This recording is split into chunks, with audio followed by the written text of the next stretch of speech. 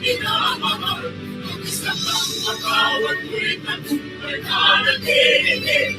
Ang bituin na karong niya kailan pa may matinig. Lumanang araw ng walhangin magsikta, buhay langit sa piling ko. Ang ligaya ng kantay mga akin, ang mamatay ng dahil sa'yo.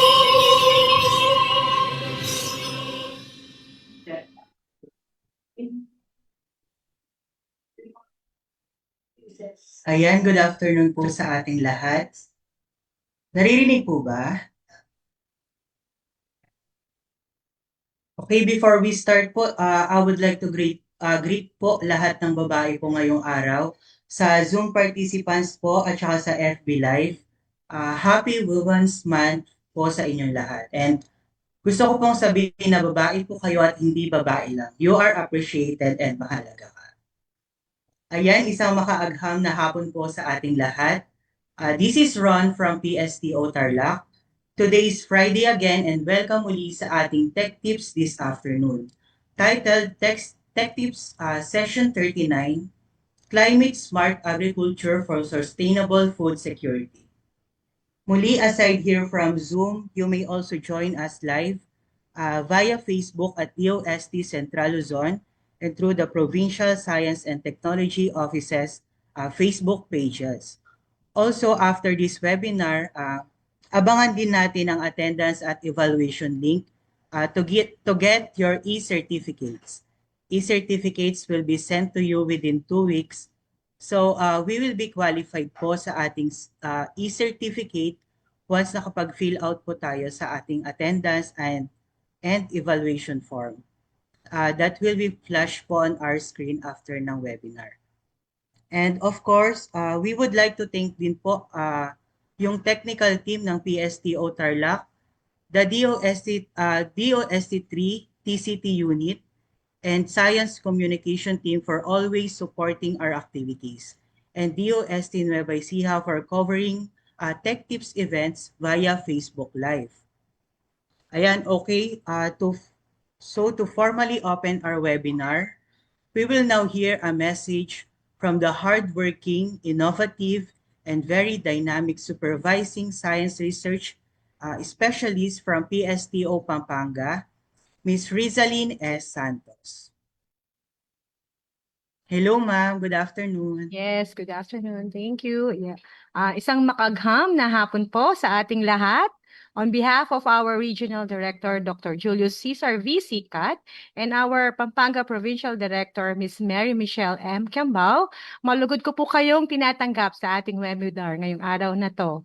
Gusto rin po nating magpaabot ng malaking pasasalamat sa PSTO Tarlac, lalo na po kay PD Karen Danyes for including this very important topic in their Tech Tips series. Napakalaking tulong po nito para sa ating mga participants coming from different local government units, national government agencies, non-government organization, MSMEs, academic institutions, at higit sa lahat sa atin po mga masisipag na magsasaka. Ang layunin po natin dito ay simple lang, ang pagsasama po ng siyensya, teknolohiya at inobasyon at ang inyo pong karanasan sa bukid para mapadali at mapaganda ang ating mga ani. Naniniwala po kami sa DOST na sa tamang teknolohiya at pagtutulungan, mas magiging smart and sustainable ang ating mga komunidad. Kaya naman po, sana ay marami po kayong mapulot na tips at bagong kaalaman sa session po na ito. Huwag po kayong mahihiya na magtanong at makilahok sa ating talakayan. Mag-chat lang po kayo or you raise your hand if you have any questions or clarifications mamaya. And muli po, maraming salamat and God bless us all po. Thank you. Ayan, thank you very much, Ma'am Rizalyn S. Santos, for that message. We are really hoping that we can acquire new knowledge and insight on this webinar. So bago naman tayo mag-proceed sa ating discussion proper, may I request everyone to please open their cameras para sa isang photo op.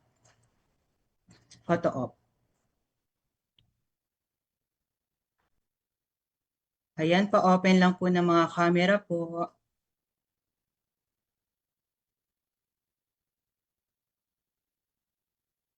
Ayan, naka-open na ba lahat? Okay. Let's take a picture po. 1, 2, 3. Smile. Ayan, mukhang okay na po. Pwede na po nating i-close yung ating mga camera. Wait lang po. Okay, ready na ba ang lahat?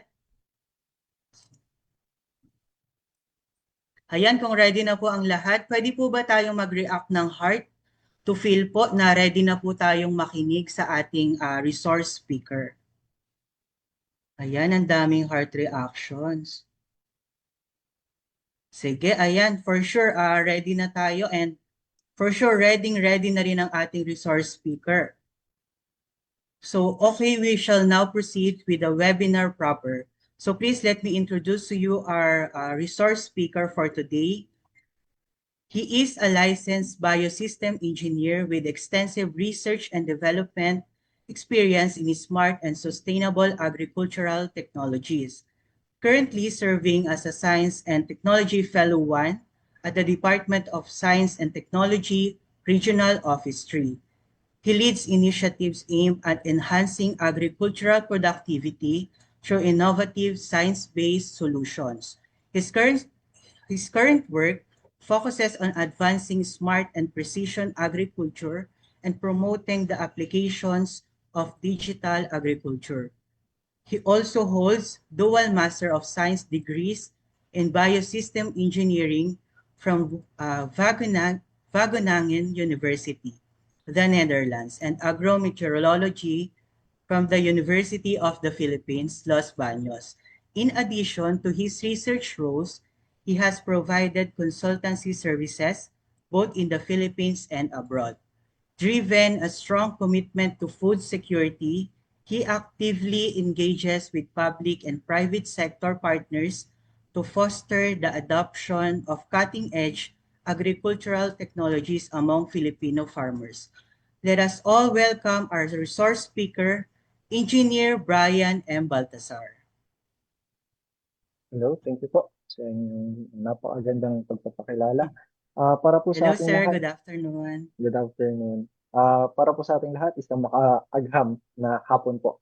Sana po yung ating gagawing webinar ngayon, yung i-discuss ko po sa inyo, ay may mapulot po tayo na mga kaalaman para sa mga makabagong teknolohiya na pwede natin gamitin para sa mas climate smart na agriculture.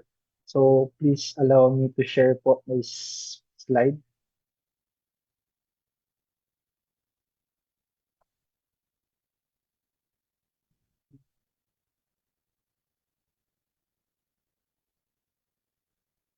Kita na po natin.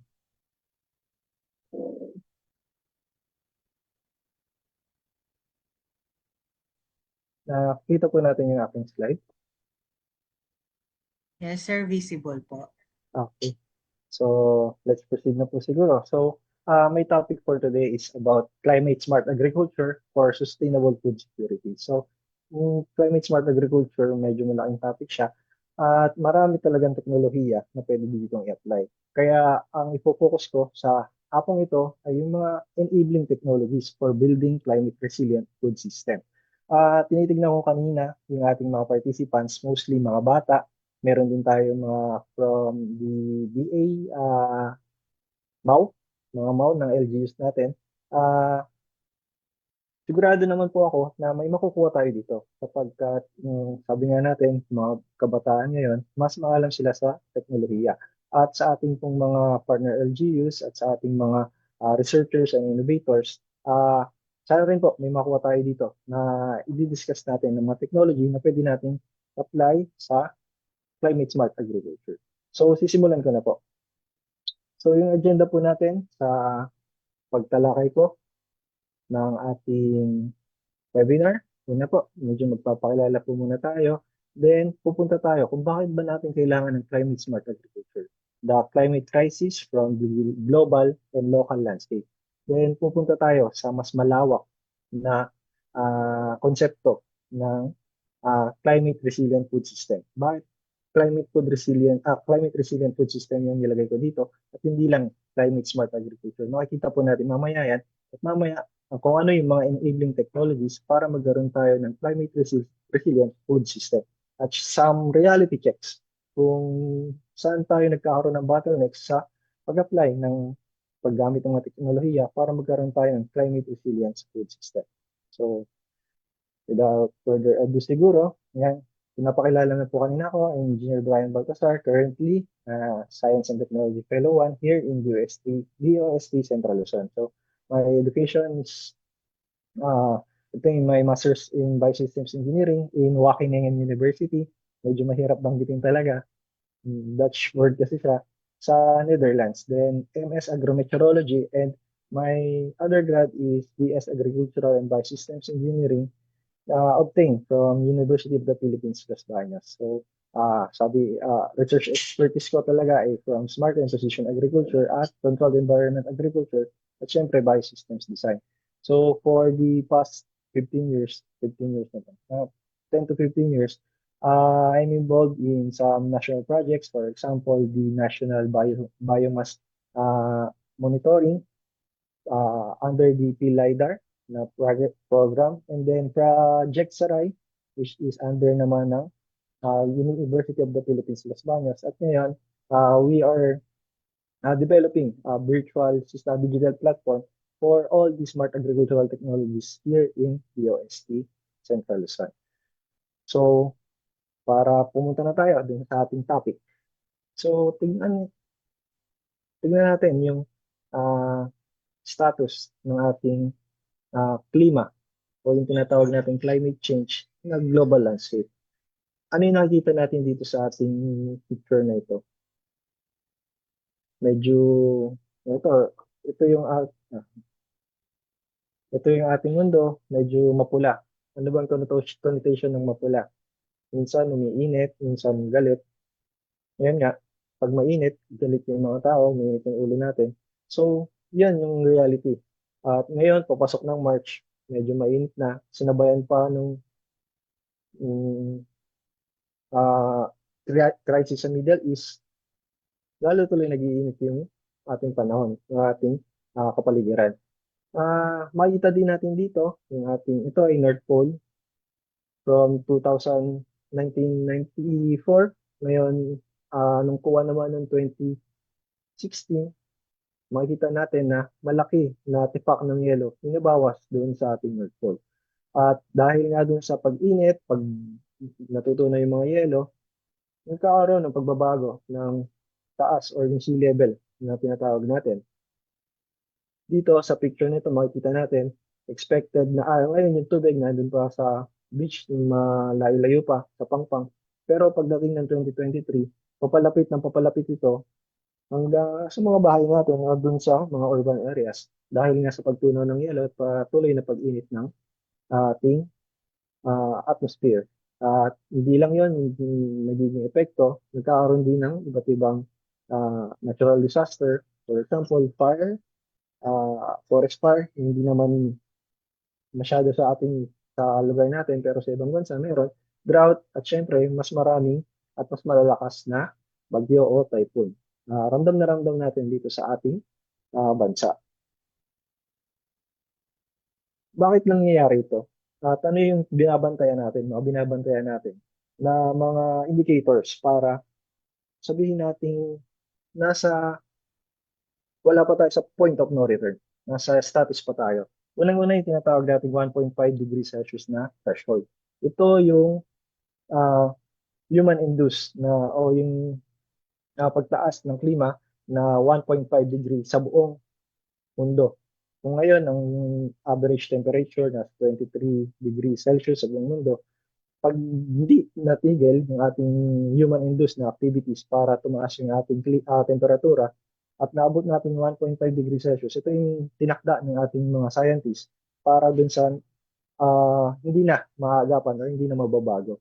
At ito nga, na dito sa graph natin, kung nakikita nyo, yan, 2017, nasa 1 degree na yung change of temperature natin from the normal level.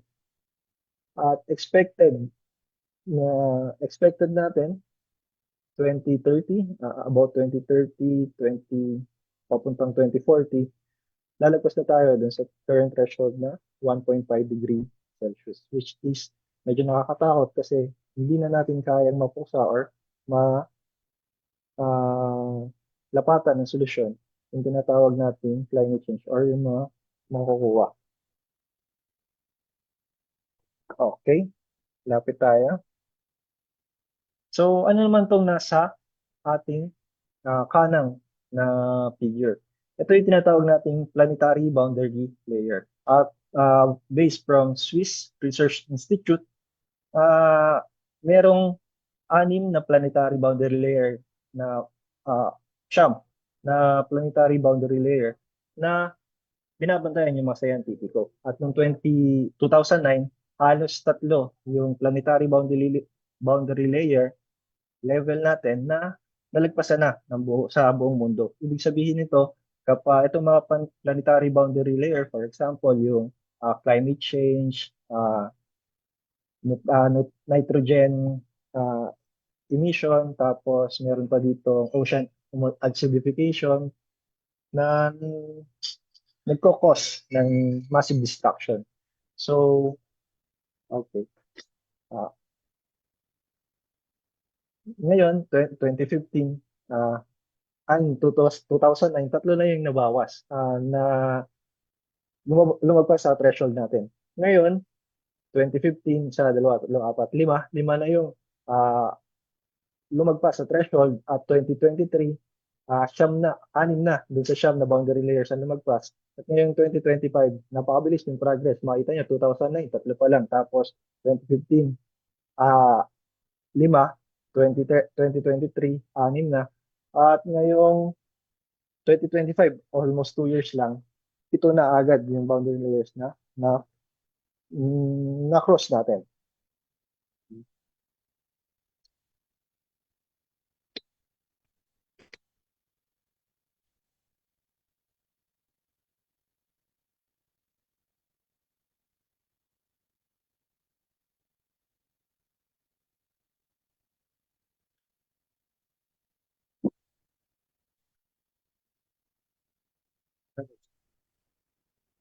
Wala pong sound, Sir Brian. Hello? Rinig po ako. Ayan, okay na po, sir. Malinaw po. Sorry for the interruption. So, saan na tayo? Yun, sa ating planetary boundary layers na na-cross natin. Yun nga, mabilis ang progression from 2 years lang. 7 na yung ating nabawas na cross na boundary layers. So, dalawa na lang. Hindi ko naman tinatakot, pero yun nga, mahirap nang mabalik or may balik yung mga epekto ng climate change or yung climate change sa atin. So, hindi na siya babalik. So, yan yung ating global landscape. Punta naman tayo sa local landscape. So, yan. Yung figure na to, yung image na to, ginawa ko generated using Notebook LM paggamit ng AI.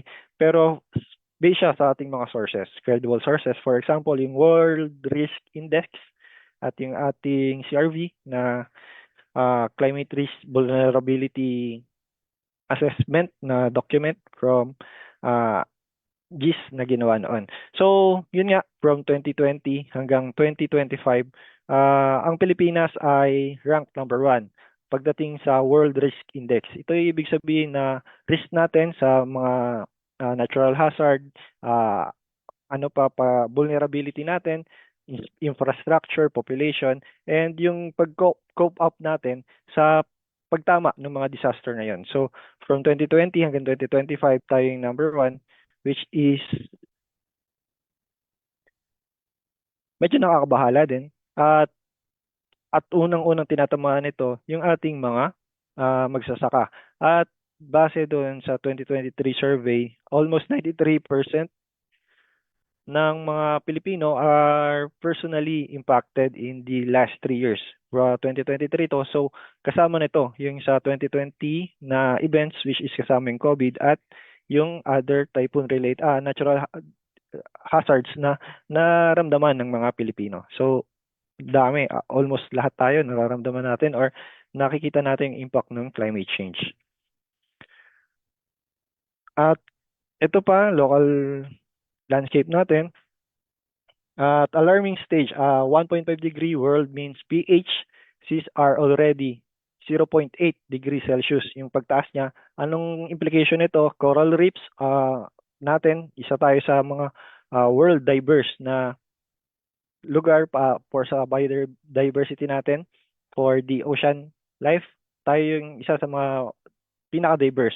70 to 90% ang pwedeng malos pagtaas ng temperature ng ating mga karagatan. Rice and fish yields babagsak, tapos every coastal sector is rising flood risk, tapos pag lumagpas pa sa 2.2 degrees Celsius, and many of these damages are irreversible nga. And kanina pa sinasabi, point of no return. And lock-in heat and compound hazard, makita natin dito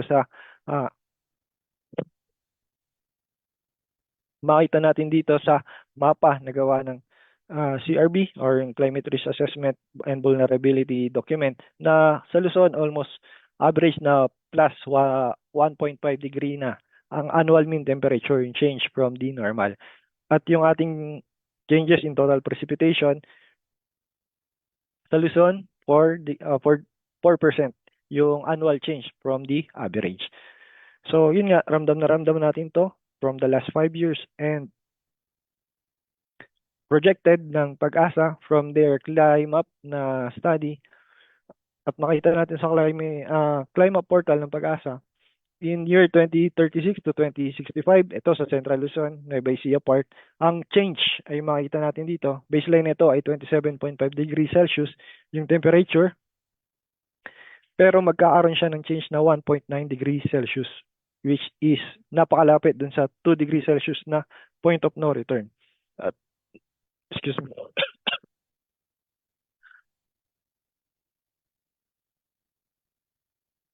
Ang magiging average value na ng ating temperature ay 29.4 degree Celsius. At pagdating ng 2070 to 2090, ang baseline natin ay nasa 27.5 pa rin. Magkakaroon ng change ng 2.6. Ang average value na ng temperature sa Nueva Ecija ay 30.1 degrees Celsius. Ito ay based sa RCP map o yung scenario na 45, which is napakalaki na hindi naman pipigilan, tuloy-tuloy yung pagtaas ng temperature at yung climate change hindi napigilan. Ito yung kanilang mga projection. So kung gusto niyo makita yung sa inyong lugar, pwede kayong pumunta sa DOST Climate Portal, makita niyo yung projection ng change of temperature. Actually, hindi lang temperature makikita niyo dito, meron din sa precipitation. So ano yung immediate impact niya sa ating agriculture?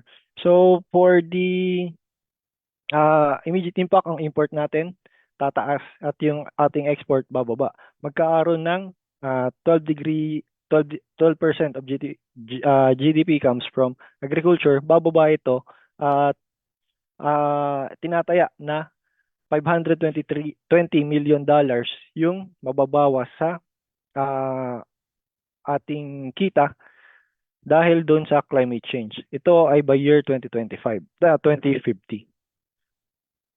So, ano pa yung nagiging impact nito sa agriculture? Mas dumadami yung losses natin. Ito, 2023, bagyong tumama dito sa Central Luzon, umabot ng 158 million yung high value crop loss na nagawa nito, at nagkaroon ng almost 7,000 hectare na infestation dito sa bandang Central Luzon. Ito ay sa corn tsaka sa onion, mga harabas.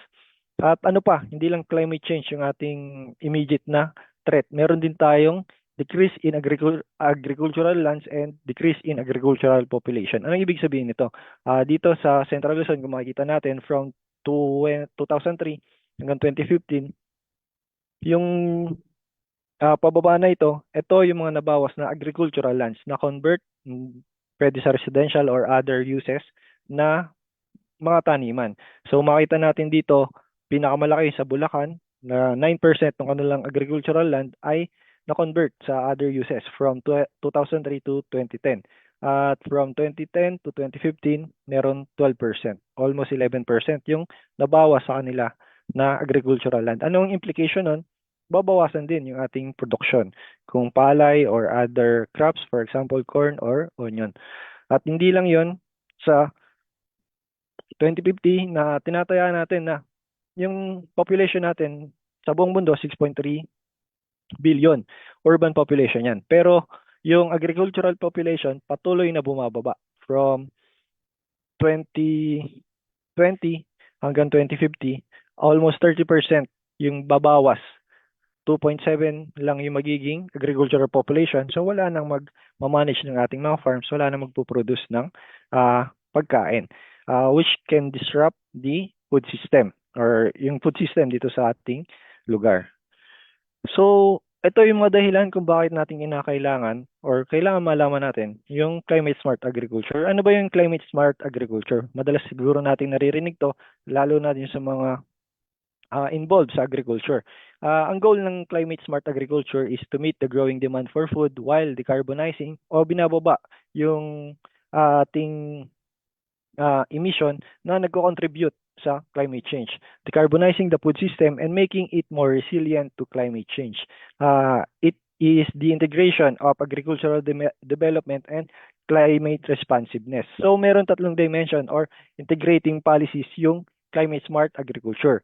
Meron to the climate adaptation, kung paano natin haharapin, nandiyan na yung climate change, ano yung mga technologies na gagamitin natin para maharap itong climate change. Meron din ditong mitigation, which is mga technologies na nagbabawas ng ating mitigation or yung emission natin na nagko-contribute sa climate change. At yung food security. Food security, ito yung production natin for the collective na supply dun sa isang lugar. Ito yung tatlong integrating policies ng climate smart agriculture. So ano ba yung kanyang goal? Na increase productivity para dun sa food security, enhance resilience para dun sa ating adaptation, at reduce emission para naman dun sa ating mitigation. Pero hindi lang naman yan yung ating kinakaharap. Hindi lang naman climate change. For example, ano yung nangyari noong 2020? Nagkaroon ng disruption ng ating food service because of pandemic. Nagkaroon ng pandemic. Almost 6 months yata, from 3 to 6 months, nagkaroon disruption dun sa ating food supply. Kaya nagkaroon ng paghinto from the food producing region papunta dun sa food consuming region. Nagkaroon ng disruption which contributed sa food insecurity. So, ano yung gusto nating makuha? Yung tinatawag nating climate resilient food system. Ano ba yung climate resilient food system? Climate resilient food system are fundamentally about securing food access. So, yun yung kulang. Hindi lang dapat food security, hindi lang climate smart agriculture. Meron tayo, ma-secure natin yung food access for everyone amidst increasing climate vulnerability. So, ano yung kasama naman ng climate resilient food system? Ito na yung buong system. System level na, hindi lang siya one sector, pero kasama na siya sa lahat ng involved dun sa ating food system. From climate smart agriculture, food security, at yung ating supply chain. Ano yung kailangan natin gawin dun sa ating supply chain? Kailangan maging resilient yung supply chain. Paano natin gagawin yon? Through diversification of sourcing, improve storage and infrastructure, and localized food system to prevent climate-related disruption of food supply. Ito yung concept ng ating climate resilient food system, at later di-discuss ko ano yung mga enabling technologies para magawa natin resilient yung ating food system. So punta muna tayo dun sa food security para magkaroon tayo ng background kung ano ba yung tinatawag nating food security. Food security, according to FAO, is when all people at all times have physical and economic access to sufficient, safe, and nutritious food that meets their dietary needs and preferences for an active and healthy life. So ano yung kanyang mga pillars? Nakita natin dito yung food supply. Kailangan always available yung ating pagkain or yung ating food. Paano gagawa yan? Ano yung mga dimension na kailangan yan?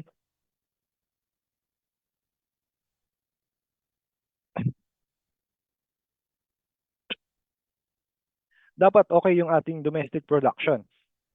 agricultural production, which is ngayon nga tinatamaan ng climate change at na-impacted by climate change. Meron din dapat tayong food stocks and imports and food aid kapag may disruption na nangyari. So, one of the pillar yung availability. Ano pa yung isa? Yung food access. Ano yung tinatawag nating food access?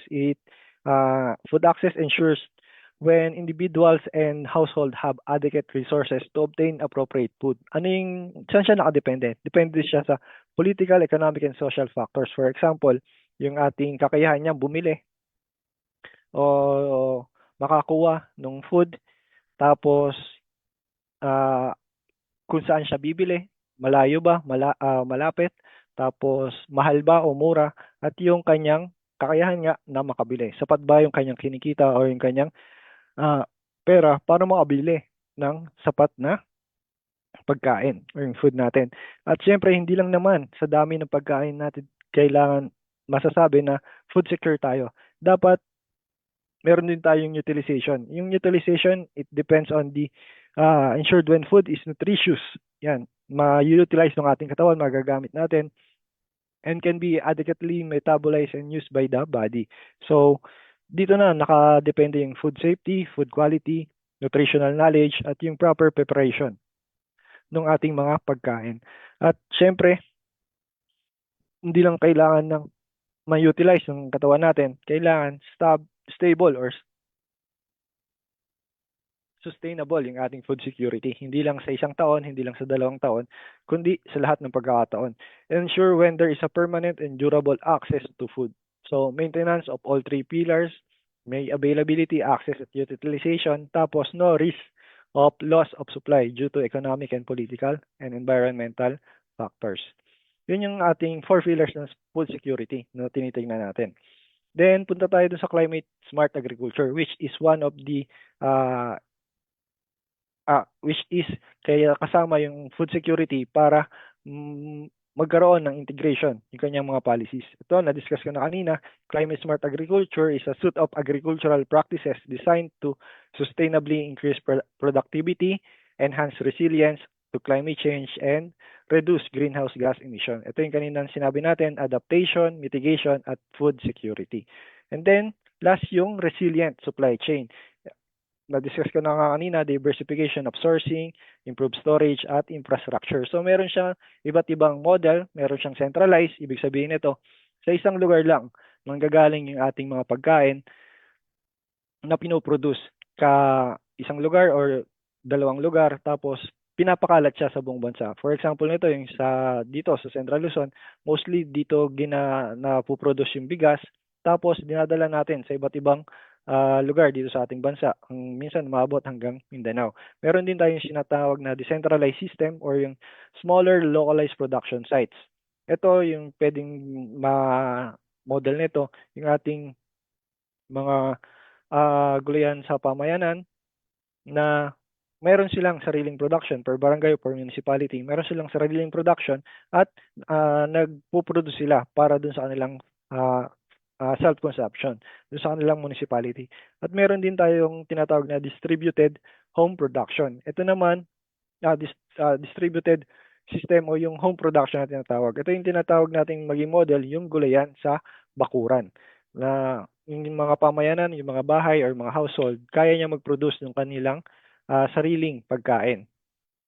Ano yung comparison ng tatlong model na to? Depende dun sa ating food security. Yung centralized model natin, ang availability niya, madali siyang makuha kasi marami na po-produce natin. Access, nakalagay dito high, pero kapag napakalayo nung pupuntahan natin, for example, galing sa Isabela yung ating na bigas, hindi na makaka-access yung mga nasa Mindanao. Utilization, poor acceptance, high safety. Poor acceptance kasi habang binabiyahe natin, habang lumalayo yung kanyang tinatakbo, nagkakaroon tayo ng post-harvest losses at yung decay dun sa ating mga food na pinoproduce. At syempre, stability, ambiguous, at saka poor resiliency. Nakita natin ito nang nagkaroon ng COVID nga. So, sa ilang major regions lang yung rice producing regions natin at naapektuhan yung rice consuming region natin, yung NCR, which is nandun yung demand for rice. Ang decentralized system naman, medium, yung availability at access, medium. Tapos utilization, medium acceptance din. At yung stability, ambiguous sustainability, pero high resiliency. At yung distributed na system, availability poor, kasi sa isang bahay, pag magpo-produce ka ng pagkain, almost 2 to 3 months baka before ka makapag-produce ng gulay, kung magtatanim ka ng gulay at rice, hindi naman hindi naman practical ah, tanim ng palay sa bahay natin kasi konti lang yung makukuha at hindi siya ah, sasapat sa ating household. Tapos, pero yung access natin high kasi lalabas ka lang, pwede ka nang kumuha, hindi mo na kailangang bumili. Utilization for safety kasi walang nagmamanage, pero high resilience ito. So, kahit magkaroon ng global disruption, resilient pa rin yung household na bakuran kung pinapractice mo na ito. So, hindi ka maapektuhan ng global disruption nga. So, ito yung buong tinatawag nating climate resilient food system. Ano naman yung ating mga kailangang teknolohiya para mapanatili natin o masabi nating climate resilient yung ating food system. Sa ngayon, ito generated or gumamit din ako ng AI para ma-present siya ng mas maayos. Ito yung tinatawag nating agricultural revolution from agricultural 1.0 at ngayon papunta na tayo dun sa agricultural 5.0. So kung alam natin agricultural 1.0, agricultural revolution 1.0 is yung paggamit ng mga traditional methods, human labor, basic tools sa pag-cultivate or pag-enhance ng productivity nung ating mga pananim.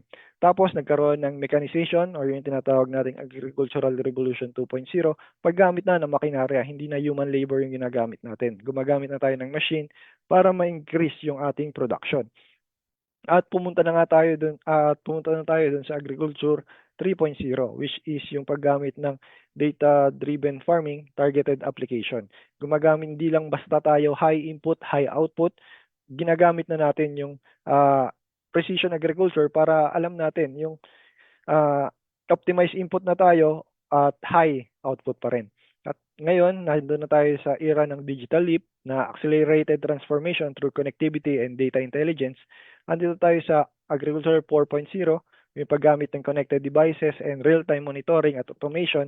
At ngayon nga, meron pa tayong Agricultural 5.0 or yung paggamit ng AI at robotics para sa autonomous system at predictive yung ating approach, hindi na basta naghihintay na lang. So, ayun yung ating evolution, agricultural revolution. Pero doon sa yung mga yon, kung babalik tayo dito, mechanization, hindi siya climate smart kasi masyado siyang gumagamit ng fuel which contributes to emission, carbon emission sa atmosphere, nagko-contribute din sa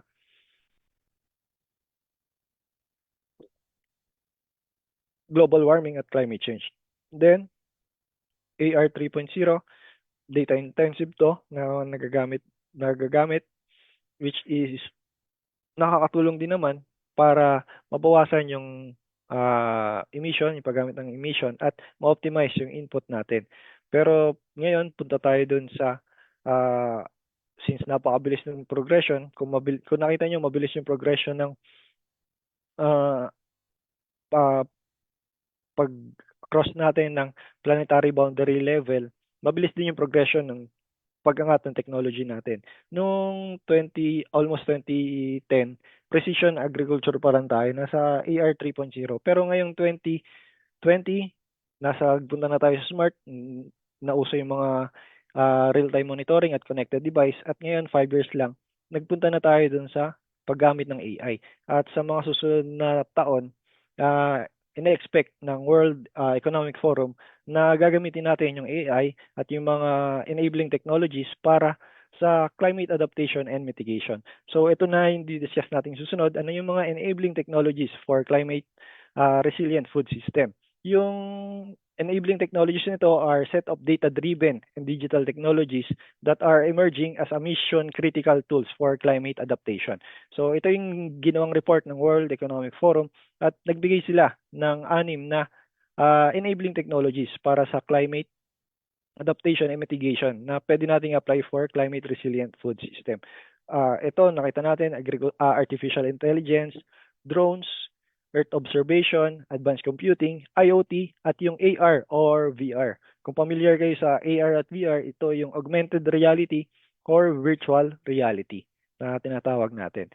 Isa-isahin natin itong mga enabling technologies na ito. Ito pala, sabi ng World Economic Forum based on their analysis, AI will be at the core of these technologies. A suite of advanced technologies, all synergetic with AI, are entering the mainstream and emerging as a critical tool for climate adaptation. So makita natin, IoT, gumagamit siya ng data, drones, gumagamit din siya ng data, at yung Earth observation natin, mga satellite images which are data rin, at yung advanced computing is a tool para mas mabilis yung processing, at yung AR, VR, ito yung output. At yung core nitong lahat, yung paggamit ng artificial intelligence. Ano ba yung artificial intelligence? Ang artificial intelligence is the intelligence displayed by the machines. AI encompasses a wide range of technologies that enable machines to simulate human cognitive functions like learning and problem solving. So, yung AI na to, ibig sabihin lang nito, yung machine natin or yung equipment natin, kaya niyang gawin yung ginagawa ng tao. Kaya niyang sumagot or mag-reason based dun sa process na cognitive function or cognitive process ng isang tao. Nagbigay ako ng isang example dito para sa example ng AI. So, si Silay. Si Silay is one of the pioneering technology na dinedevelop dito sa Smart Innovative Agriculture Center dito sa dito sa DOST Central Luzon. Isa siyang AI chatbot. Ibig sabihin niya smart and innovative interactive learning and agricultural assistance. So pwede kang magtanong dito. Pwede kong tanong, yan, nagtanong ako kanina, maaari ba ako maglagay ng abono bukas sa taniman ng palay ko sa Bulacan? So titignan niya yung kukuha siya ng mga knowledge na pwede natin gamitin dito sa ating tanong at magbibigay siya ng sagot. Ayan, nagsagot siya, oo, ayon sa 7 araw na forecast para sa Bulacan, bukas ay walang ulan. 0% na possibility, kaya maaring maglagay ng abono sa palay. Siguraduhin hindi basa ang lupa at nasa tamang yugto ng tanim. At dito, ibig sabihin, nagbibigay siya ng insight or knowledge prior to dun sa aking gagawing farm management, farm activity. Kasi kapag nagsabog ako ng abono ng umuulan, masasayang lang yung sinabog kong abono o yung nilagay kong abono kasi mawawash out lang siya ng ulan. Tapos nagtanong ako dito, nasa 30 days na after planting, yung aking tanim. Ano ang mga rekomendasyon mong abono? Medyo matagal lang siyang mag-isip kasi naghahanap siya ng kanyang mga sources ng pwede niyang gamitin para masagot ito. Pero ang sagot niya yata dito, humingi pa siya ng prior information. Yan. Prior information, kailangan ng ilang detalye para sa eksaktong recommendation. Pero kung wala kang soil test at 30 days after plant, pero nagbigay din siya ng sagot na kung wala akong soil test, wala. Yun, nagbigay na kahit wala akong soil test, ang pwede kong gamitin ay yung complete fertilizer kasi 30 days pa lang yung aking tanim. So, nagbibigay siya ng sagot sa ating mga tanong. Ito ay example ng paggamit ng AI na pwedeng gamitin para dun sa ating pagsasaka. Bakit siya kasama sa climate resilient system? Kasi nga, kapag meron tayong tamang insight or tamang data or tamang information, pwede nating ma-optimize o magamit ng tama o magamit ng tama yung ating mga agricultural inputs, kagaya nga ng fertilizer. Kung nakasanayan natin na sa isang hektarya, napakaraming 50 bags na fertilizer yung sinasabog natin, pag meron tayong AI at meron tayong information, pwede siyang bumaba para mas ma-optimize natin nga o mas magamit ng madali yung ating mga isinasabog na tanim. So, yan yung kagandahan ng AI na bibigay natin, na ginagawa natin. Nagbibigay siya ng rekomendasyon sa ating mga magsasaka. Sunod naman, na kagaya, isa sa mga enabling technologies natin ay yung paggamit ng drones or yung ating mga tinatawag na unmanned aerial vehicles. Ito pwede natin gamitin for rapid surveys of croplands, especially rice fields. Meron siyang accurate measurement ng rice paddies and lots at digitized forms for verification and modification of users. Pag ginamit natin yung drone-based orthonostic and AI, pwede nating malaman kung gaano na kalaki yung ektarya ng mga taniman natin o yung mga lugar na may tanim tayo. Actually, pwede pa natin siyang i-modify na titignan natin kung ano yung mga ektarya, kung ilang hektarya yung lugar na may tanim. Kasi ito, tinignan niya lang yung parcel eh. Hindi niya tinignan kung ano ba yung mga lugar na may tanim, yung mababa yung tanim.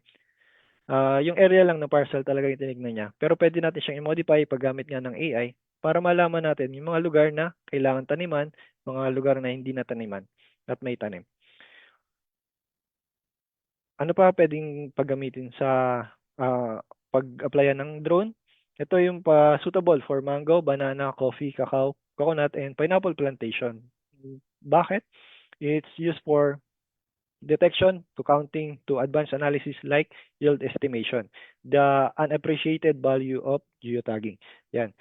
Kung meron tayong malalaking plantasyon, pwede tayo na sa isang araw, hindi kaya ng isang trabahador or dalawang trabahador na ikutin, pwede tayong gumamit ng drone para mabantayan natin yung ating mga plantasyon. Mga banana plantation, mga coconut plantation, makikita natin kung meron ba dito na kailangan i-address. For example, kulang sa tubig or meron ng nakikita na pest infestation, pwede natin gamitin itong drones para makita ito. Mabawasan yung ginagamit na kanina ko pa sinasabi na input para mas mapaganda yung gamit natin. Hindi na mag-contribute sa climate change.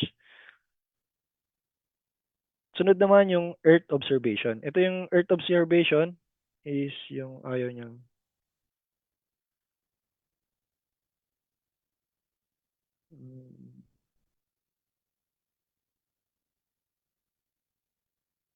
yan. Earth observation naman paggamit ng satellite images para makita natin yung mas malalaking lugar. Yan. Ito mga time-lapse lang. Yan, nakita natin sa time-lapse. Time-lapse ng mga lugar, forest areas, lakes, from 1984 hanggang 2025 yata ito. 2024. So makikita natin yung pagbabago doon sa isang malaking lugar. Ito, Amazon yata. Yan. Nakita natin conversion from forested area papunta sa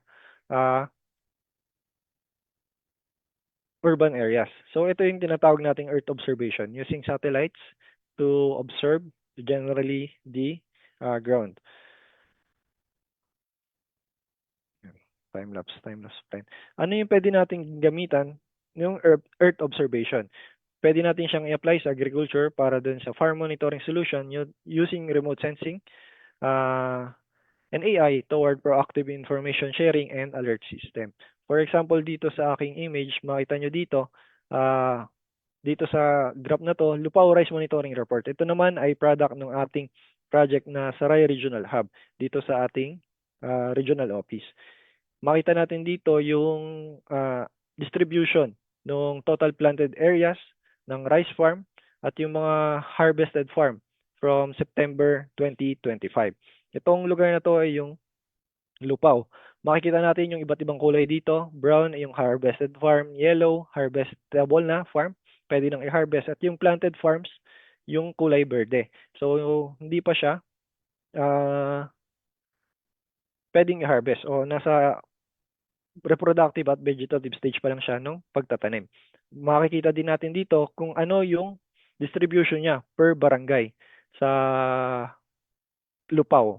Makita natin almost lahat ng barangay medyo nasa planted areas pa lang siya, hindi pa siya harvestable. Pero may ilan-ilan na nakapag-ani na at yung iba ready for pag-aani na.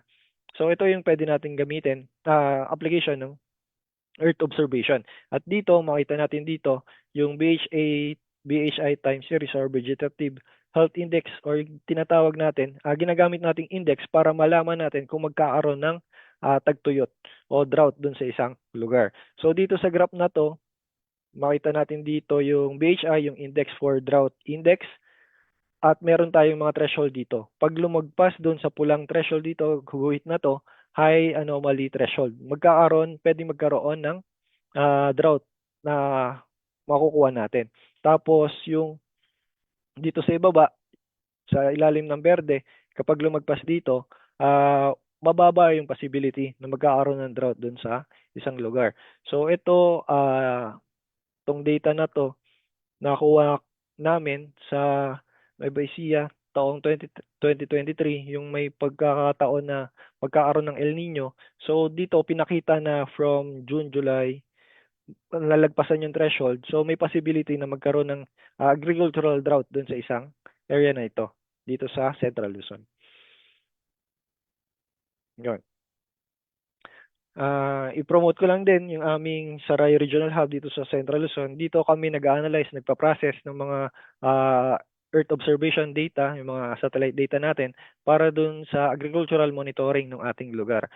Pwede po kayong pumunta dito, mag-consult regarding sa inyong mga farm or yung sa inyong local government units para dun sa inyong farm monitoring. At kada region po, meron po tayo tinatawag na Saray Regional Hub.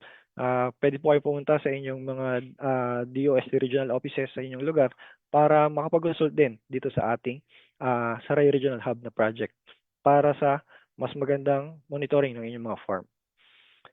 At next naman, yung tinatawag nating cloud computing. Yung sa cloud computing o tinatawag nating online computers. Kasi sa lahat ng mga pinag-usapan natin kanina, meron tayong mga data na kinukuha doon. At yung mga data na yon, hindi kaya na computein ng isang maliit na computer lang. Yung laptop natin, desktop natin, hindi niya kayang computein. Kaya may tinatawag tayong cloud computing or yung tinatawag nating online computers that deliver scalable on-demand resources over the internet. So ano yung pwedeng advantages nito? Data management.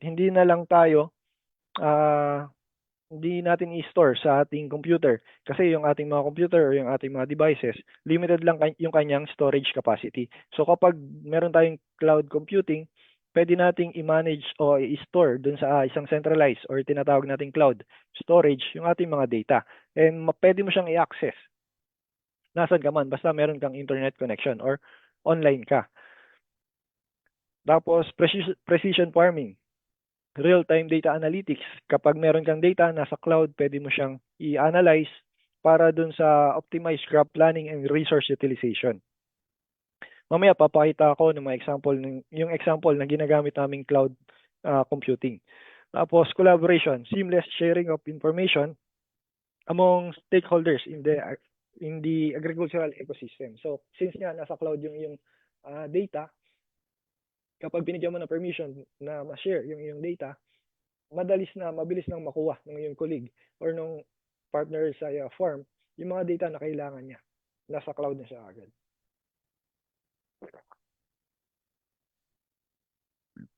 Excuse me po. So ito yung example ng isang cloud computing na dinevelop din sa Sinag Center dito sa Region 3. Ito naman yung sa rice growth monitoring. Rice growth stage monitoring. Gumamit ng enabling technology namin dito, cloud computing, at gumamit siya ng ng Google Earth Engine. So, kung makikita nyo dito, may date range siya, tapos province, dito, pipili ka lang dito, at pipili ka ng date kung kailan mo gusto makita yung status ng iyong lugar. Kapag napili mo na yung lahat yon, lalabas dito sa ating app. Yan, tapos makikita mo yung kanyang total rice area na doon sa panahon na yon, harvested, vegetative, reproductive, at maturity.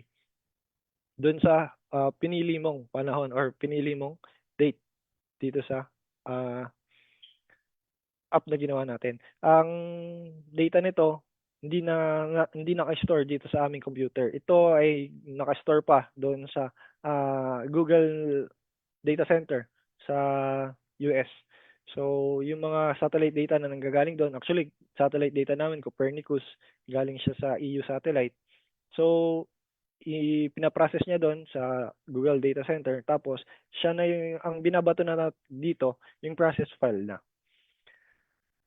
Another example, yung sa analysis ng PH Climate Analytics Municipal Level. So, pipili ka lang ulit ng yung munisipyo, tapos gaano katagal, gaano kalayo. Yung date range mo, kung kailangan mong kumuha ng weather data, pwede mong gamitin ito. Mababa lang yata yung pinili namin. From January 2024 hanggang February 2, 2026. So, mag-generate na siya ng weather data dito. Itong weather data na ito, pwede natin gamitin sa ating mga modeling or analysis na ginagawa or pag tingin ng trend ng ating lugar. Ang piniling lugar dito, Gapan City yata. Yan, Gapan City. Nag-generate siya kasi medyo matagal lang kasi mahaba yung ating time range at daily siya. Pero after nyan, mag-generate siya ng precipitation na data. So, yan, nag-generate na siya. Yan. Makikita mo yung time series range, may mga data na siya dyan, kinuha, na pwede mong i-download sa iyong computer at gamitin para mag-analyze. So, yan yung kagandahan ng cloud computing. Ano naman yung susunod? Yung tinatawag nating Internet of Things. The network of interconnected devices capable of exchanging data seamlessly, transforming industries and daily life. So, ano yung key characteristic nito? Interconnectivity. Devices communicate and share data autonomously. Tapos sensing capability. Sensors collect real-time data from the environment at yung automation enables remote monitoring and control of devices. Isang example ko para dito sa IoT ay yung dinedeploy naman naming mga automatic weather station. Itong automatic weather station, meron siyang capability na mag-sense ng climate and weather data. Tapos yung mga na-sense niyang climate and weather data, kung gusto mong malaman, hindi ka na kailangan pumunta dito sa mismong tower. Mag-gawa ka lang ng prompt for i-message niya sa'yo kung ano yung climate condition dun sa area at magte-text na rin siya para dun sa magte-text siya sa'yo regarding sa climate condition, yung mga data na na-gather niya from sa mga sensor na hawak niya. So ito, monitors weather and send text messages for weather forecast. Next, yung tinatawag nating augmented reality or virtual reality. Itong image na to galing to sa Wakainayan University. Gumawa sila ng tinatawag nilang digital twin. Digital twin para sa mga baka. Yan, digital twin para sa baka. Ito, digital twin para sa tomato growth to sa isang greenhouse. Makita niyo yung pula na yan. Bakit natin kailangan tong augmented reality or virtual reality? Kasi in a real life, kung gusto nating experiment ng ganito kalaki, malaking resources din yung ating kakailanganin. So, pag magtatanim ka ng greenhouse, tapos magbabago ka ng parameters, napakaraming kailangan mong resource na gamitin, magtatayo ka pa ng greenhouse na gusto mo, tapos titignan mo kung effective ba yun, pero sa huli, magfe-fail naman. So, nasayang yung resources natin. Kung meron tayong augmented reality or virtual reality, pwede natin siyang palit-palitan yung ating mga parameters na gustong tingnan, experiment para dun sa paglaki ng tomato, makikita na agad natin dun sa virtual reality. Dito sa ibaba, may ginawa akong study for the application or yung use ng different types of greenhouses dito sa Central Luzon. Yung tinatawag nating open greenhouse, semi-closed greenhouse, tsaka yung closed greenhouse. Ito yung closed greenhouse, ito yung mga high-tech greenhouse na, mga autonomous na talaga. Hindi na kailangan ng minimal na lang yung kailangan ng human intervention. So, paggamit ng augmented reality, pwede kang maggawa ng simulation at dun sa simulation natin, sa crop yield natin, makita natin dito, yung sa 5 lugar dito sa Central Luzon, kapag gumamit tayo ng open greenhouse, nagtayo tayo ng open greenhouse, closed greenhouse, semi-closed greenhouse, makikita natin yung possible crop yield ng tomato kapag nagtayo tayo dito. Dito sa ating simulation, nakita natin, Pantabangan, kapag nagkaroon ng ah, ano ba 'to? Closed greenhouse sa Pantabangan. Tama, closed greenhouse sa Pantabangan, malaki yung possible na yield na makuha natin. Pero kapag open greenhouse, mababa yung yield na makukuha natin. Itong yield na to ay annual yield pala, ah, per meter squared. So, semi-closed greenhouse, mas mataas dun sa Limay Bataan. Yan. Makikita naman natin dito. Pero ang downside naman, kapag nagkaroon tayo ng closed greenhouse, tataas yung ating energy consumption. So, pwede din natin siyang i-test gamit yung simulation natin. So, pag open greenhouse, wala nang masyadong energy use na kailangan natin. Makita natin dito, walang nakalagay. Pero pag closed greenhouse, almost 800 kilowatts kilowatt hour per meter squared yung kanyang kakainin. So, napakalaki ng kuryente na kukuha niya at mataas din yung cost ng kuryente. So, makikita natin na pwede nating i-balance kung makukuha ba natin na dun sa crop yield, babalance niya yung cost na gagamitin dun sa electricity. Pwede natin tignan dito. Hindi na natin kailangan magtayo para makita na hindi pala feasible or feasible na magtatayo ng greenhouse dun sa isang lugar dito sa Central Luzon. And then, yun yung 6 na technologies na tinitignan natin para doon sa ating climate resilient food system. Pero meron pa rin mga emerging technologies na pwede natin gamitin for sustainability. Ngayon, kung madalas yung naririnig, yung tinatawag na nating carbon credits is a medium to exchange, use or to offset yung carbon dioxide emission ng isang country para mabawasan o ma-mitigate yung climate change. Agricultural practices give farmers the great potential to turn their farms' carbon sequestration efforts into cash and yung carbon credits yung tinatawag. Additional income para sa mga farmers natin. Agroforestry, nutrient management, at maintenance ng soil carbon for livestock and manure management. Pwede din natin siyang gamitin to exchange carbon credits sa mga country na bumibili ng carbon credits. So, ngayon, 2026, madalas nyo siguro naririnig or nakikita sa mga news na meron ng initiatives para dito sa carbon credit. And mostly, sa energy sector siya natin naririnig. May DOE, meron ng plan for carbon credits management, tsaka yung offsetting. Tapos sa DA, meron na rin, Department of Agriculture, meron na rin tayong carbon credits na initiatives. And sa DOST, we are looking into it and nagsisimula na rin tayo sa mga initiatives na ito. Then, another one is yung ating tinatawag na blockchain credits. Medium of exchange used to offset CO2 emission at yung i-tokenize yung carbon credits. Hindi na kailangan na lalayo pa or i-travel natin yung pera or yung ating credit para magkaroon ng exchange ng ating assets. So ito ay tokenized real-life asset service like rice produce and promotes traceability and transparency of agri-produce. But before that, let's have a reality check. So yung mga diniscuss ko sa inyo, mga technologies na emerging na ngayon, enabling. Actually, other countries ay ginagamit na ito at na-utilize na nila. Pero dito sa atin, reality check na tayo, meron tayong mga barriers for the digital adoption. And technology is only effective as its adoption rate. So kung gagamitin natin, yun nga, nakalagay naman dito, magiging effective lang ito kapag tinanggap natin or ginamit natin ng tama. We are facing interconnected systematic barrier. Unang-una, yung sa socio-demographic factors. Gaya ng nakita natin dun sa first slide ko, yung agricultural population dito sa Pilipinas ay tumatanda na. Aging farming population. Pagkakatanda ko, 2023, 57 na yata yung average na age ng farmers. Hindi ko siguro 2023, 2026 na ngayon, tas 3.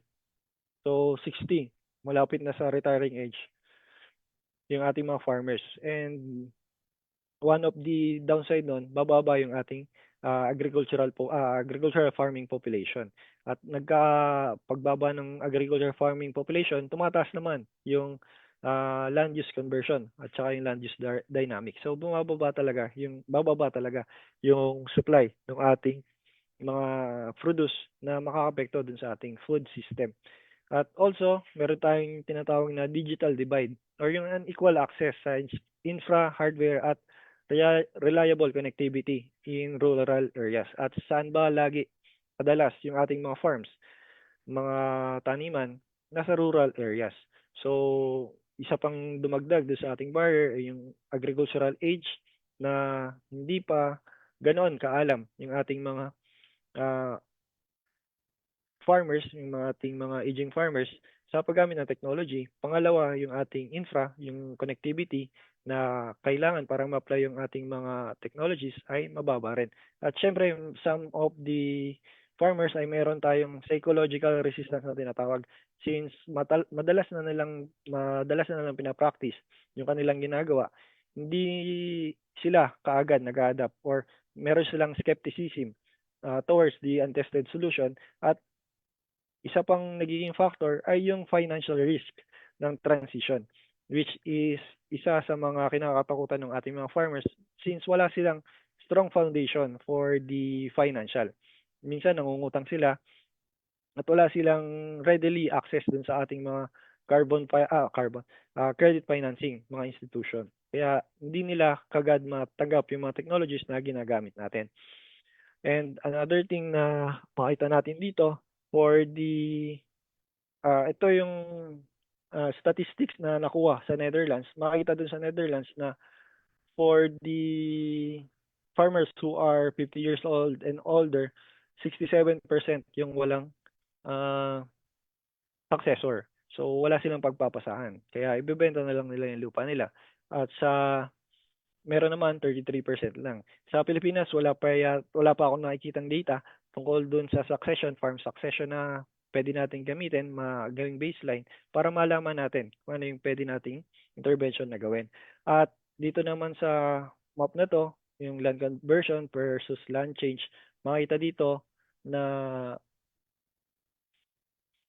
yung percent agree to build at percent agree change na nangyayari sa bandang Cagayan, Isabela, Central Luzon, which is yung mga rice granary ng Pilipinas, ay nababawasan na yung mga agricultural areas natin. So, ito pa yung malalaki na producing na agri areas. Tapos, Negros, tsaka some parts of Mindanao, nako-convert na to built-up areas. So, yan yung reality natin dito ngayon sa Pilipinas and sa mga true initiatives ng DOST and yung other agency, titignan natin kung paano natin magkakaroon ng technology intervention para maiwasan at magkaroon tayo ng climate resilient na food system. So, that's my presentation and before I end siguro, ito yung madalas kong sinasabi, the best ginagamit para to end my presentation, the best way to predict the future is to create it. So, tulong-tulong tayo sa pag-create ng future natin na mas madali nating malaman o ma-predict. Kasi once na tayo yung gumawa nun, alam na natin yung kakainan. Wag lang magkaroon ng adverse na disaster or hazard na mararanasan natin doon sa ating bansa. So once again, thank you for your time at sana may natutunan kayo and think open for the Q&A.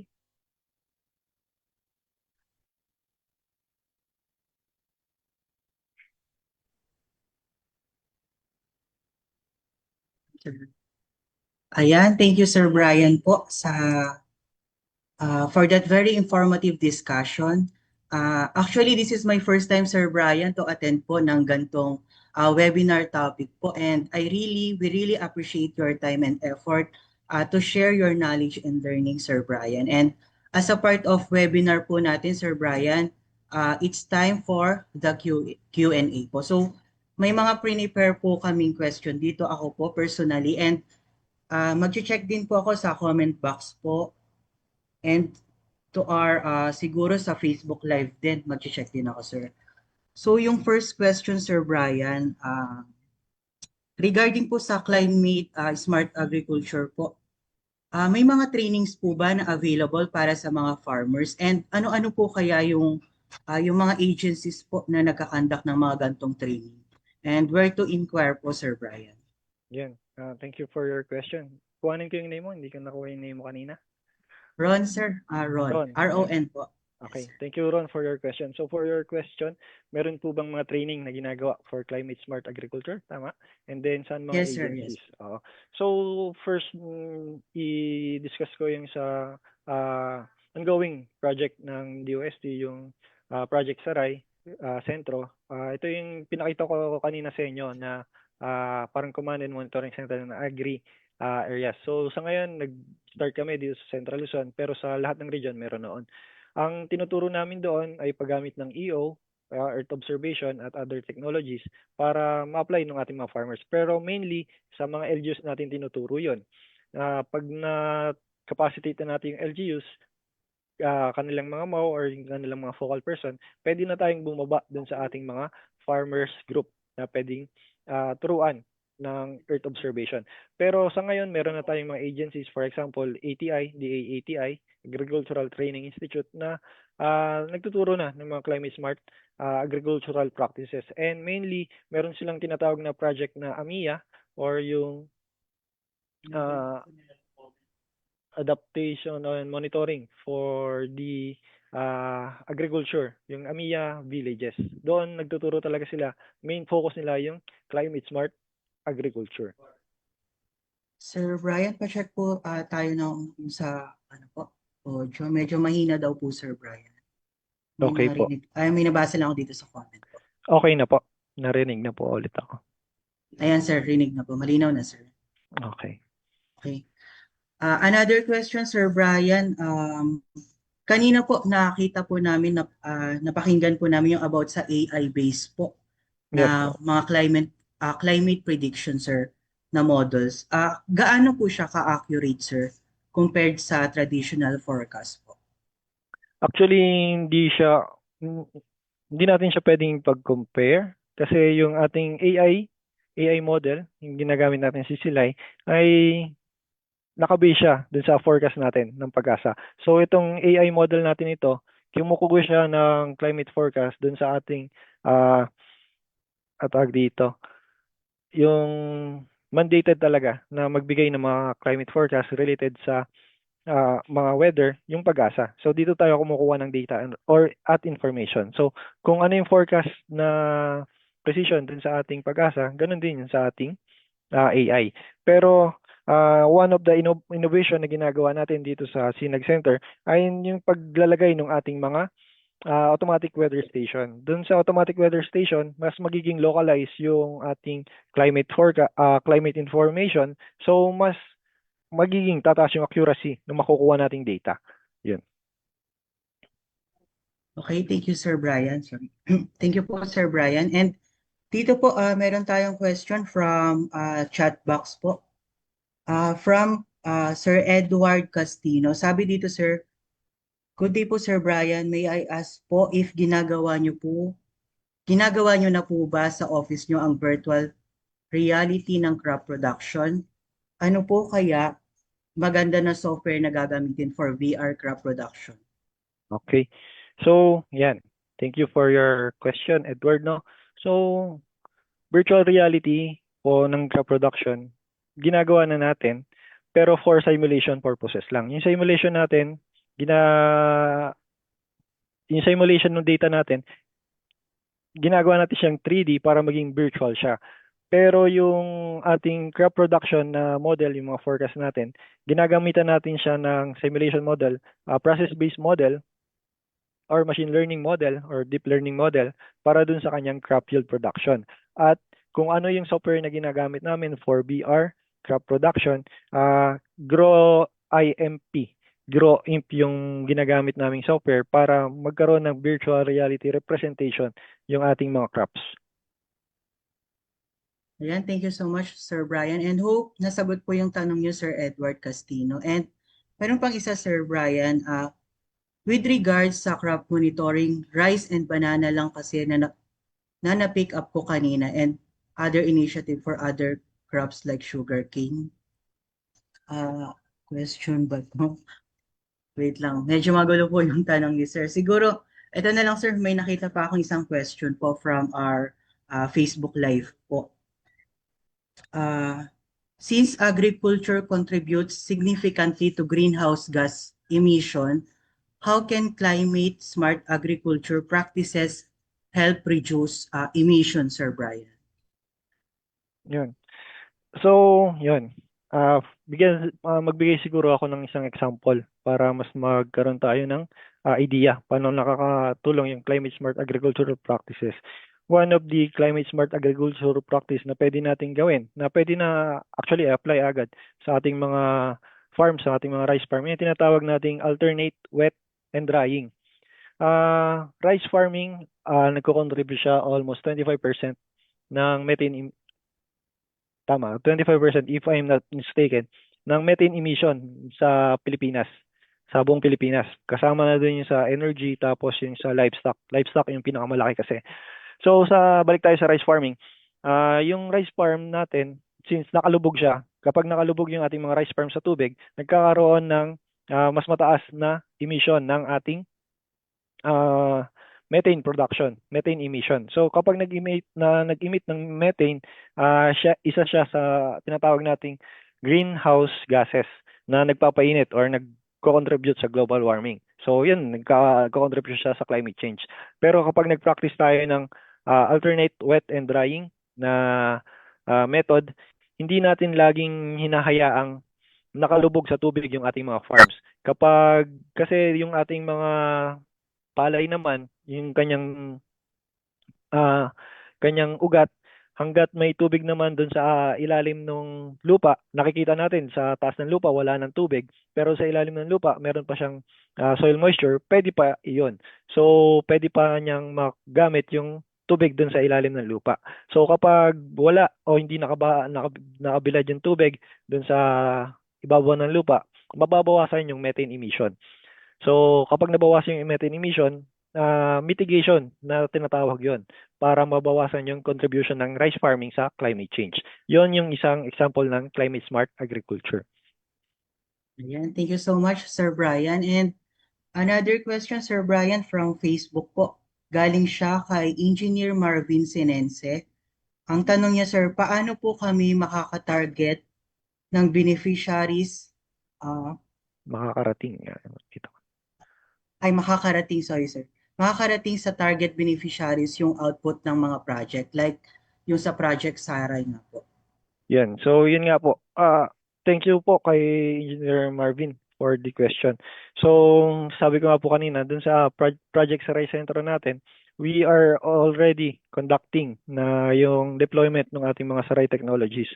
Sa ngayon, capacity building pa lang yung ginagawa natin, capacity development sa ating mga LGUs para masanay sila or maturuan sila paano paggamit ng EO, Earth Observation, para sa farm monitoring. And once makapacitate natin sila, bababa po tayo sa ating mga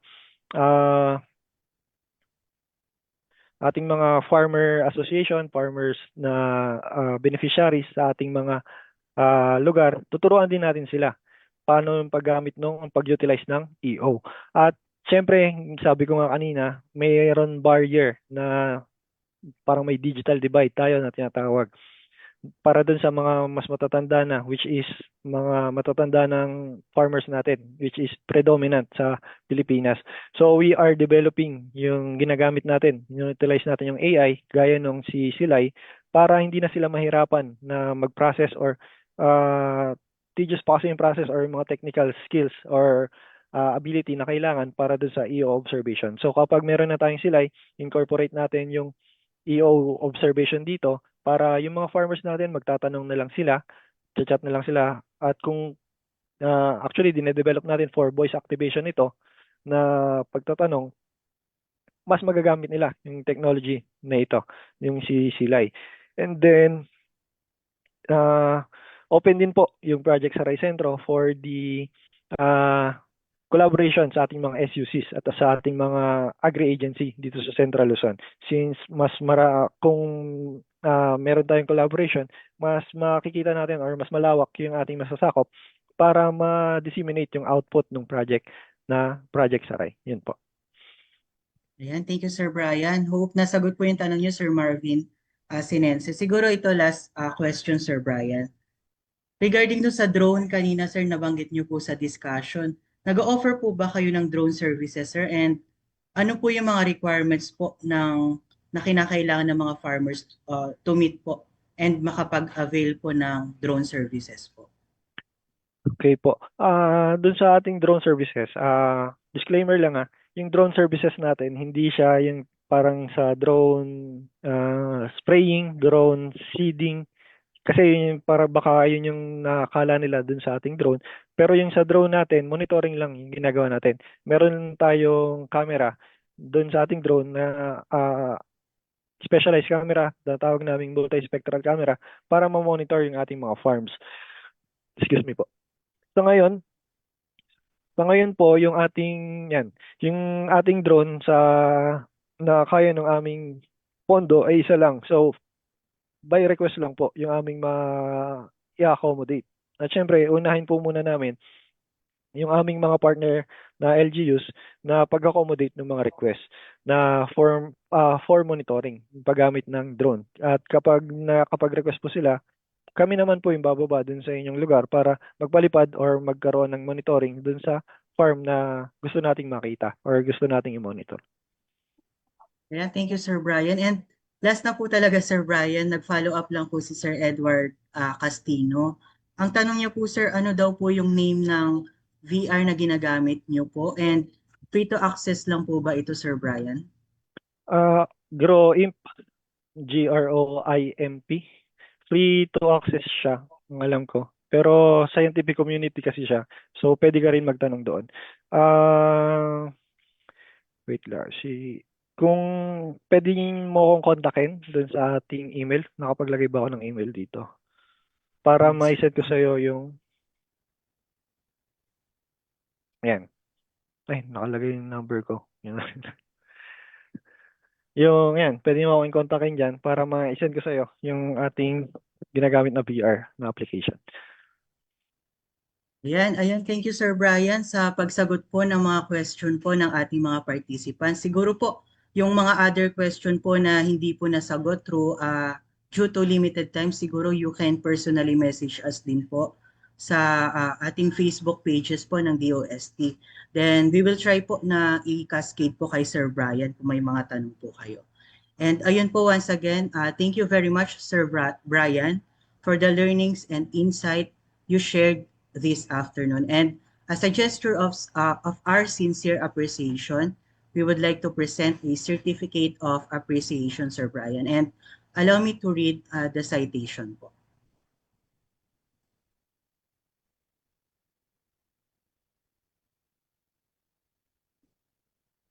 Next slide po.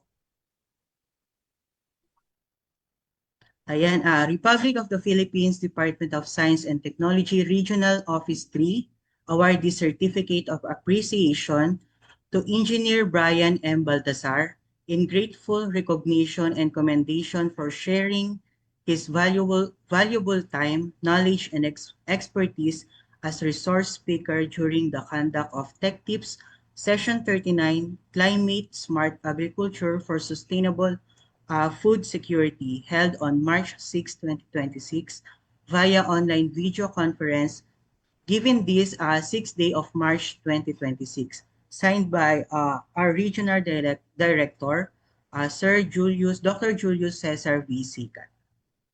Ayan, once again po, Sir Brian, thank you so much po, and sobrang na-appreciate po namin yung time and effort nyo po to discuss po yung gantong topic, Sir Brian. Thank you rin po sa ating DOST Tarlac for invitation at syempre sa ating DOST na Regional Director. Birthday po niya bukas. So, advance happy birthday po, RD. Advance happy birthday po. Ayan, and as we reach the conclusion of our webinar, on behalf of DOST Central Luzon, headed by our Regional Director, Dr. Cesar V. Sicat, we would like to sincerely thank everyone who joined us today. And now, to formally close this activity, we will hear a message from the zestful and prolific science research specialist 2 from PSTO Pampanga. Please welcome Ms. Crizel Ann A. Loria. Okay. Muli po, isang makaagham na hapon po sa ating lahat. So, as we wrap up today's insightful webinar on climate smart agriculture for sustainable food security, allow me to share a brief synthesis of the key ideas discussed by Engineer Brian. So, today's webinar reminded us po that agriculture and climate are deeply interconnected. Kaya naman malaki ang nagiging epekto ng climate change sa ating agrikultura at sa ating mga magsasaka. Dahil dito, mahalaga ang pagkakaroon ng isang climate smart agriculture. So throughout the webinar po, Engineer Brian highlighted the 6 enabling technologies and other emerging technologies for building climate resilient food systems. So one key takeaway po from our discussions is the importance of innovation and adaptive farming practices. It is emphasized also today that the role of science and technology in transforming agriculture. Equally important din po ang pagkakaroon ng collaboration and collective action. So, achieving sustainable food security cannot be done by our farmers alone. So, it requires the participation of researchers, policymakers, educators, private institutions, and communities working together. As we close this session, may the insights, experiences, and recommendations shared today inspire us to continue to give our support for sustainable agricultural practices and innovation and help to empower our farmers. On behalf of DOST Central Luzon, I would like to extend our sincere gratitude po to Engineer Brian Baltasar for sharing his expertise, and of course to all of our participants who shared their time by attending this webinar. We hope that through our learnings today, we could help build a more resilient agricultural future. Maraming salamat at sana ay tuloy-tuloy tayong magtulungan para sa isang climate resilient at food secure na future. Thank you po. Ayan, thank you so much from Crizel Ann, and thank you so much Sir Brian. And Sir, may question lang, pwede po ba kami, kung sakali po, pwede po ba kami makahingi ng presentation niyo po? Yes po, pwede ko naman pong i-send sa DOST Tarlac na lang po. Ano po? Tama po. Sige sir, thank you so much Sir Brian. And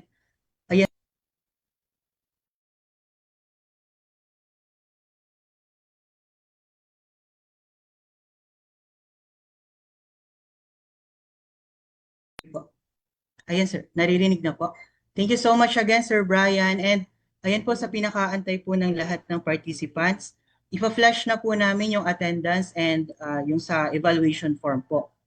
Make sure na lang po na ma-fill out po natin to be qualified po sa ating e-certificate.